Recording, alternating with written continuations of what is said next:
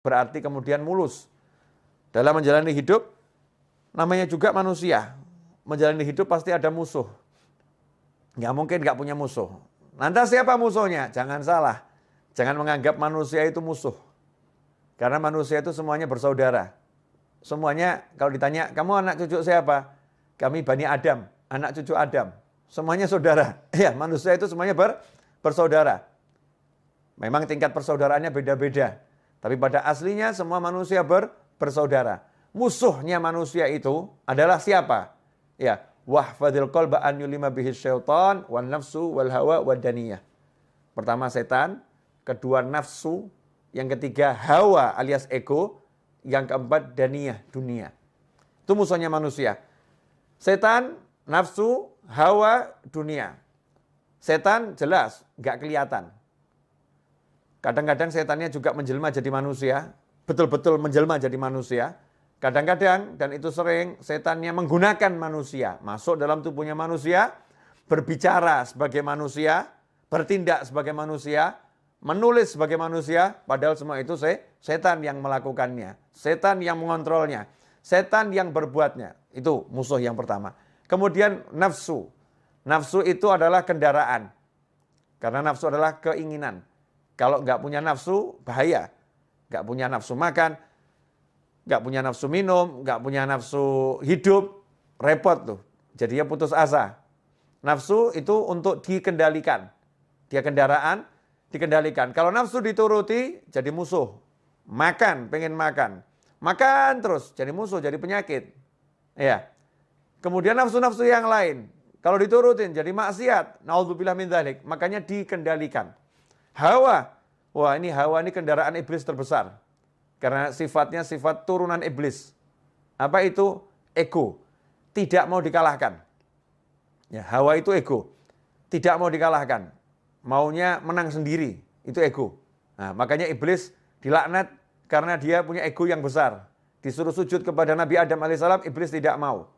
Karena itu iblis diusir dari rahmatnya Allah Ta'ala. Dibuang dari rahmatnya Allah Ta'ala. Nggak dapat rahmatnya Allah Ta'ala. Karena itu dikatakan iblis dilaknat. Kenapa? Karena dengan egonya dia nggak mau sujud, dia sombong kepada Allah Subhanahu Wa Ta'ala. Sombongnya itu dengan tidak mau menjalankan perintah Allah untuk sujud kepada Nabi Adam alaihissalam. Ini ego. Nah, kalau kita jadi muslim jangan dikendalikan ego. Nggak mau dikalahkan, nggak mau dikalahkan. Jadikan ego kita tuh ego yang baik. Ya, saya kalau baca Al-Quran nggak mau ada yang mengalahkan saya ini. Saya mau paling hebat sendiri baca Al-Qurannya. Tapi kalau ada yang mengalahkan, senang. Alhamdulillah ya. Ternyata dia lebih hebat dari saya. Jangan sampai egonya ego yang negatif. Nggak mau dikalahkan. Misal, biasa ngurusin masjid. Masjid sebelah kok dengar ngundang ustadznya ustadz nasional yang jamaahnya banyak. Masjid kita ngundang ustadz itu, ustadznya nggak mau datang. Egonya muncul, nggak mau dikalahkan. Buat segala macam cara, kalau di tempat saya nggak bisa, di tempat dia juga harus nggak bisa. Ya, akhirnya membuat berbagai fitnah. Gimana caranya biar pengajiannya batal? Ini ego yang buruk. Naudzubillah min dzalik. Di kantor, ya, nggak mau dikalahkan jabatannya dengan kawan-kawannya. Dengar kok ada satu kawannya naik pangkat, mau diletakkan di jabatan yang lebih tinggi. Wah, nggak mau dikalahkan dia, nih muncul egonya. Terus gimana caranya? Dia cari kelemahan kawannya itu, kemudian dia fitnah gimana caranya, yang penting biar namanya jatuh. Ini namanya ego. Naudzubillah min dzalik. Kemudian dunia. Masya Allah, segala sesuatu selain Allah Ta'ala. Ini tidak boleh ada dalam hati kita. Mau istri, mau anak, mau suami, ya. Siapapun selain Allah nggak boleh ada dalam hati. Bolehnya masuk hati harus lewat Allah Subhanahu Wa Ta'ala. Harus bismillah, harus ada Allahnya. Anak ada dalam hati karena Allah. Mencintainya karena Allah.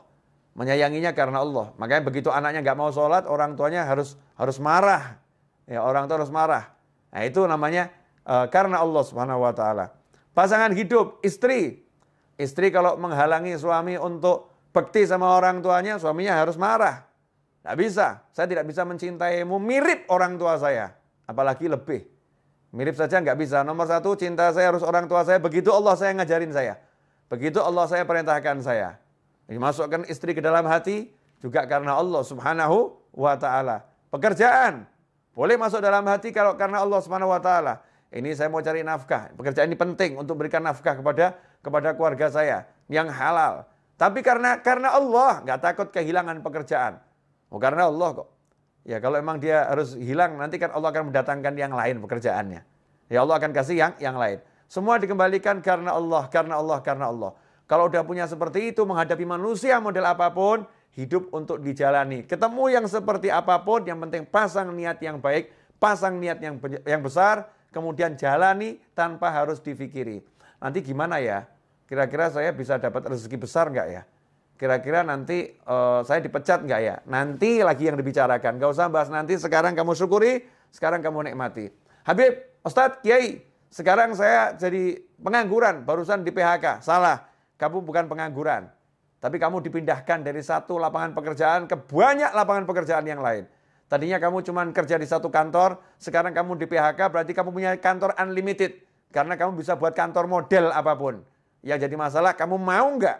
Ya, kamu mau atau tidak? Kamu menganggap dirimu pengangguran, atau dirimu adalah orang yang